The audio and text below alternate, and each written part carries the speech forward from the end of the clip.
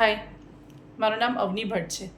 મેં BCA complete કર્યું. એના પછી જ્યારે મારા મેરેજ થયા, મેરેજ પછી જ્યારે મારી ડોટરનો બોર્ન થયો ત્યાર પછી મને એવું થયું કે મારે મારું સ્ટડી રિઝ્યુમ કરવું છે. તો મારે MCA સ્ટાર્ટ કરવું હતું. પણ એમાં એક પ્રોબ્લેમ હતો કે BCA થી MCA વચ્ચેનો જે મારો સમય હતો એમાં મારું આઈટીનો કોન્ફિડન્સ ઘણો ઓછો થઈ ગયો હતો. મને એવું હતું કે જ્યારે MCA ભણીશ મારું કોન્ફિડન્સ વધશે અને મને બધું આવડશે. પણ થયું એનાથી ઊંધું કે જેમ જેમ એના સેમિસ્ટર આગળ વધતા ગયા મારો આઈટીનો કોન્ફિડન્સ ઘણો ઓછો થતો ગયો.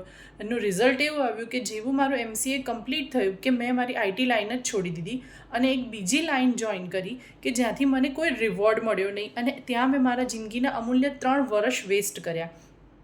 જ્યારે ફરીથી મારે આઈટી લાઈનમાં પાછું આવવું હતું ત્યારે હું આઈટી ક્લાસીસના સર્ચમાં હતી. તો એ વખતે મને રોયલ ટેકનોસોફ્ટનો રેફરન્સ મળ્યો. મેં એના રિલેટેડ ગૂગલમાં થોડું સર્ચ કર્યું અને મને ધીરજ પૂજારા સર સાથે વાત કરવાની અપોઇન્ટમેન્ટ મળી. જ્યારે હું એમને મળી તો એમણે મને એક વસ્તુ કીધી કે જાગ્યા ત્યારથી સવાર. એ લીટી એમની પકડીને મેં મારું ભણવાનું શરૂ કર્યું. એમણે મને જે લેંગ્વેજીસ સજેસ્ટ કરી એ લેંગ્વેજીસ મેં કમ્પ્લીટ કરી અને મારી આઈટીનું કરિયર સ્ટાર્ટ કર્યું. 6,000 રૂપિયા મહિનાની સેલરીમાંથી 6,000 રૂપિયા દિવસની સેલરી આજે હું અર્ન કરી રહી છું. એ બધું જ શક્ય બન્યું છે એમના ને એમના guidance through. So thank you so much Dhiraj sir, તમે મને જે ગાઈડન્સ આપ્યું એ.